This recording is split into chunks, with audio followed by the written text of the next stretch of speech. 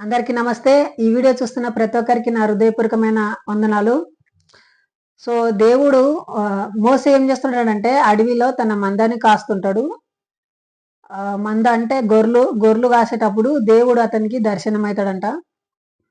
పొద కాలుతుంటదంట. కానీ అగ్ని మండుతుంటదంట. కానీ పొద కాలదంట.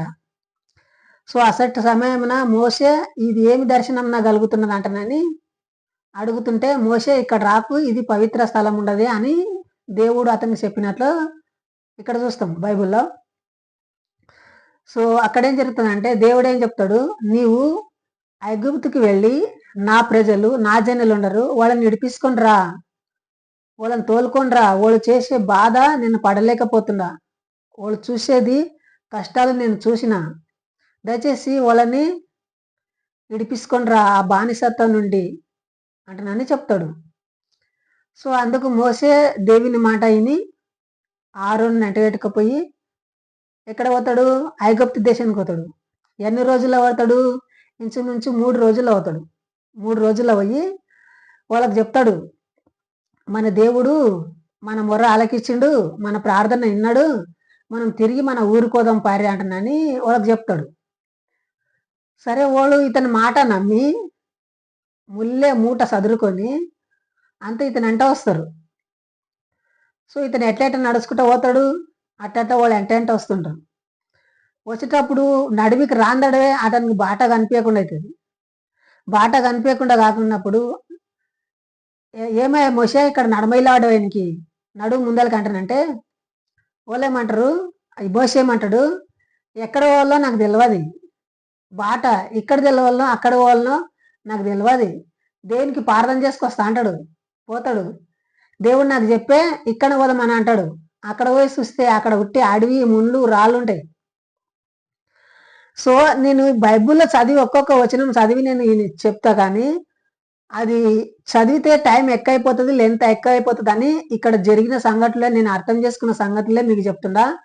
దయచేసి మీరు జాగ్రత్తగా వినండి. ఎవరు కూడా ఈసోటి మాటలు చెప్పరు, ఏ పాస్టర్ కూడా చెప్పడు. నేను చెప్పేది ఏమిటంటే ఈ బైబిల్ చాలా తప్పు పట్టిస్తుంది సాటి మనవని. సాటి భారతీయుని ఎలా జీవిస్తానికే అధికారం ఇస్తలేదు. ఇప్పుడు మనం ఒక భారతీయులము, ఎన్నో సంవత్సరాల క్రితము మన భారతదేశము బ్రిటిష్ వంశంలో ఉండే, మనకు స్వతంత్రం దొరికింది.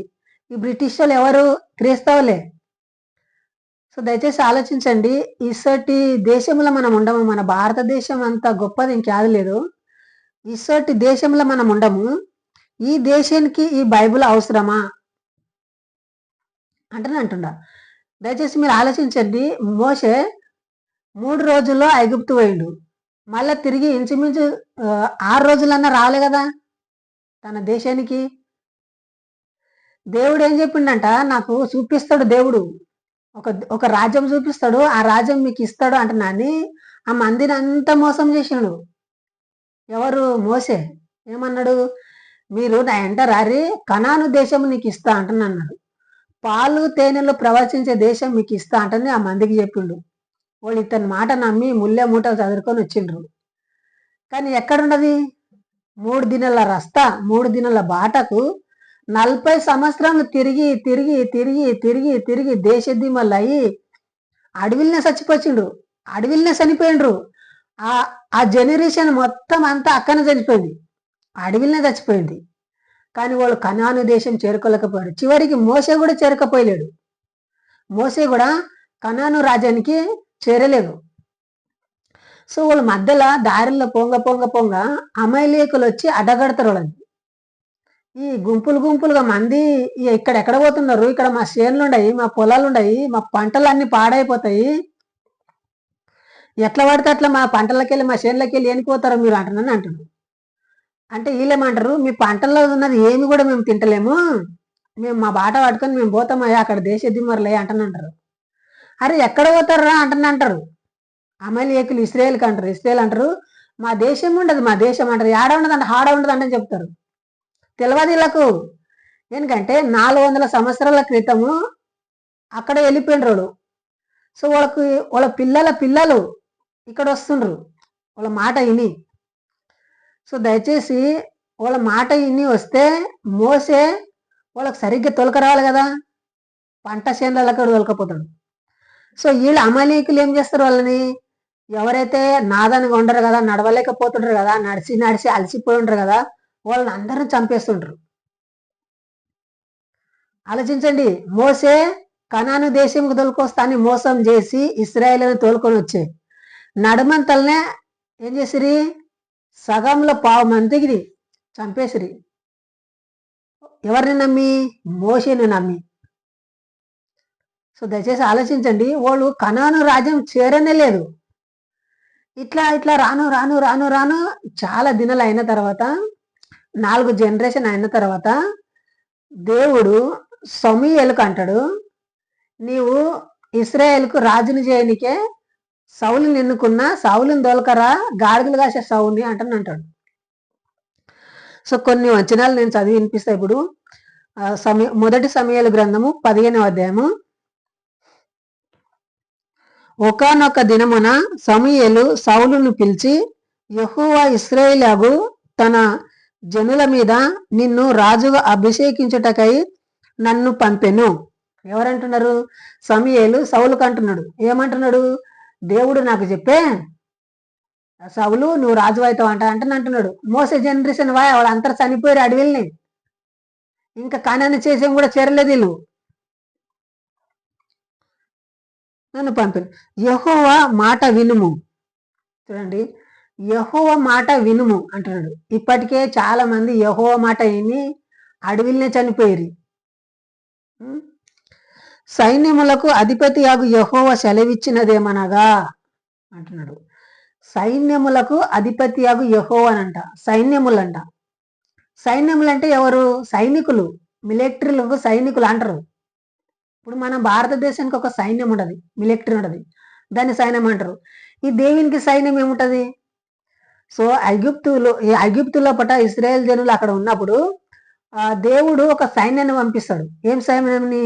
కప్పల సైన్యాన్ని పంపిస్తాడు. కప్పల సైన్యం పోయి వాళ్ళ ఇళ్ళల్లా కప్పలు నిండుతాయి. మళ్ళొకసారి మిడతల సైన్యం తోలిస్తాడు, వాళ్ళ ఇళ్ళంతా మిడతలు కొడతాయి. సో సైన్యములు అంటే ఇతని సైన్యం, కప్పలు, తేళ్ళు, పాములు, ఇవన్నీ దేవునికొక సైన్యం అనమాట. ఈ సైన్యం తోటి నాశనం చేస్తుంటాడు. సైన్యములకు అధిపతి యాగు యెహోవా సెలవిచ్చినది ఏమనగా, అమాలేకీయులు ఇశ్రాయేలుకు చేసినది నాకు జ్ఞాపకమే.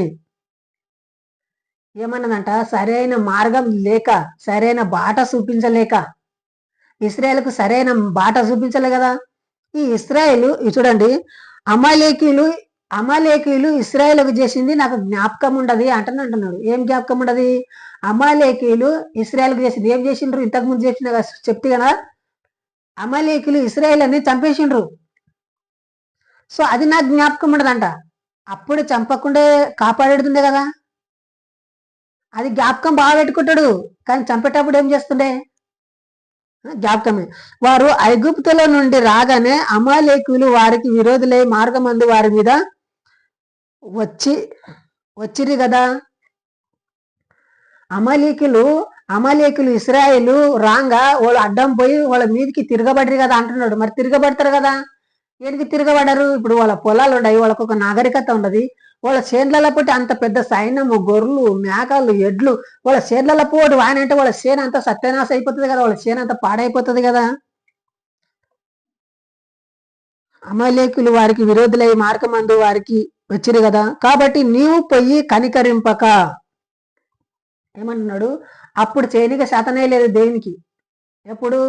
ఆ అమాలేకీయులు ఇశ్రాయేల్ని కొట్టేటప్పుడు ఇతను నిద్రపోతున్నాడా? అప్పుడు ఏం చేసిలేడు, ఇప్పుడు జ్ఞాపకం వచ్చింది. సో ఏమంటున్నాడు? నీవు కనికరింపక అమాలేకీయులను హతం చేయము అంటే ఇప్పుడు పోయి వాళ్ళని హతం చేయి. ఎందుకంటే అప్పుడు నువ్వు వచ్చేటప్పుడు వాళ్ళని కొట్టిండ్రు కదా, ఇప్పుడు పోయి హతం చేయి అంటున్నారు. అప్పుడు కొట్టిన వాళ్ళు ఎవరు లేరు అక్కడ, అందరు చచ్చిపోయిండ్రు. సో వాళ్ళ పిల్లని నువ్వు చంపే అంటని చెప్తున్నాడు. సో ఇక్కడ ఏమైనా న్యాయం ఉండదే? దయచేసి ఆలోచించండి. చేయొచ్చు. పురుషులనేమి, స్త్రీలనేమి, బాలులనేమి, పసిపిల్లలనేమి, ఎద్దులనేమి, గొర్రెలనేమి, ఒంటలనేమి, గార్ధములనేమి అన్నిటిని హతం చేసి వారిని కలిగినదంతయు బొత్తిగా పాడు చేయము. చూడండి, అక్కడ ఎవరెవరు ఉండరు కదా, చిన్నపిల్లలు, ఇక చిన్నపిల్లలు, పెద్దోళ్ళు, ఆడోళ్ళు, పురుషులు, ఎవరిని కూడా పెట్టకు, అందరిని చంపి. నిజంగా ఆ రోజు కూడా అదే పన్నాంగం పండిండ్రు. ఏమంటున్నాడు ఇక్కడ సమూయేలు, ఏమంటున్నాడు, వాళ్ళని అంతా చంపేసి వాళ్ళని ఉన్నది అంతా దోచుకొని రర్రి, వాళ్ళని అంతా తీసుకోర్రి అంటానంటాడు. సో ఆ రోజు కూడా వాళ్ళు అదే అనుకున్నారు. అమేలికీయులు ఏమనుకున్నారు, వీళ్ళని మనతో కలికెళ్ళి పోతామంటే మనలని అంతా చంపి మన భూమిని అంతా ఆకర్షించుకుంటామంటనని వాళ్ళని పోనీయకుండా అక్కడ కొట్టి చంపిండ్రు. ఎక్కడో కొంతమంది బచ్చగించుకొని పక్క మార్గంలో పోయి ఇక్కడ ప్లాన్ వేస్తున్నారు. ఏ ప్లాన్ వేస్తున్నారు, మళ్ళీ పోయి వాళ్ళని కొట్టి వాళ్ళ రాజ్యంని మనము ధ్వంసం చేసి మనం గెలుచుకుందామంటని పోతున్నారు. వాళ్ళది ఉన్నది అంతా మనం తీసుకుందామని. సో ఇంత పన్నాగం ఎందుకు, దేవుడు ఇంత కక్ష ఏనికి? 4th జనరేషన్, ఆ జనరేషన్ మొత్తం అంతా అక్కడ చచ్చిపోయినరు. ఓళ్ళ పగ, తాతల పగ మన్మన్ల మీనికి వేసి ఈ మన్మన్లని యుద్ధంగా తెలుస్తాడంట. ఎందుకు యుద్ధంగా తెలుస్తాడు అక్కడ? సో ఇతను ఏమైనా మిరకాలు చేసి వాళ్ళకి అరకతో బరకతో ఇచ్చి ఎవరి సిద్ధికి మీకు ఓకుర్రి, ఎవరిని కొట్టకుర్రి, ఎవరిని తిట్టకుర్రి అంటారా? అనలే కదా. సో అక్కడ పసిపిల్లలని, చిన్నపిల్లలని అందరినీ కొట్టి కొట్టి చంపుతారు ఈ క్రైస్తవులు, యేసు ప్రభు నమ్మిన మంది, ఈ ఇస్రాయిల్ మంది. సో దయచేసి అక్కడ లాజికల్గా లేకుంటది. ఇప్పుడు చాలా మంది పరలోకం ఉండదు అని అంటారు కదా. యేసు ప్రభు కూడా అన్నాడు, ఇక్కడ నిలిచి ఉన్న వారిలో ఎవ్వరు కూడా చావరు, నేను వచ్చటం అంతా అంటనన్నారు. ఎంతమంది చనిపోయి? దయచేసి ఈ బైబిల్ ఒక మాయలో పడి మన దేశాన్ని, మన రాజ్యాన్ని, మన భారతదేశాన్ని మనం గౌరవించి మనం అందరం ఒకటిగా జీవించాలని ఈ వీడియో చేస్తున్నా. దయచేసి దీంట్లో ఏమైనా మిరకాలు ఉంటాయి, దీంట్లో సత్యాలు ఉంటాయని అనుకున్న కురి. సో ఇక్కడ నేను చదివిన వచ్చిన మీరు లాజికంగా తెలుసుకున్నారు కదా. దేవుడు అప్పుడు అమేలీకీలని అప్పుడే చంపేటప్పుడు ఆదుకునలేడు. ఎప్పుడో చాలా అక్కడ ప్రశాంతంగా బతుకుతున్న అమేలీకీలను పోయి వీళ్ళు పోయి వాళ్ళని అందరిని చంపేసిండ్రు. సో ఏమీ లాజికల్గా లేకుంటుంది ఈ బైబుల్.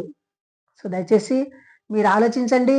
ప్రతి ఒక్క క్రైస్తవుడు కూడా ఈ యొక్క వీడియో చూసి నాకు కమెంట్ చేయండి. నాకు కింద నా నంబర్ ఉన్నది, ఫోన్ చేసి మాట్లాడండి. ఏమైనా డౌట్లు ఉంటే నేను మీకు ఉత్తరం ఇస్తా. ఇంతవరకు ఈ వీడియో ముగిస్తున్నా. జై హింద్, వందే భారత్.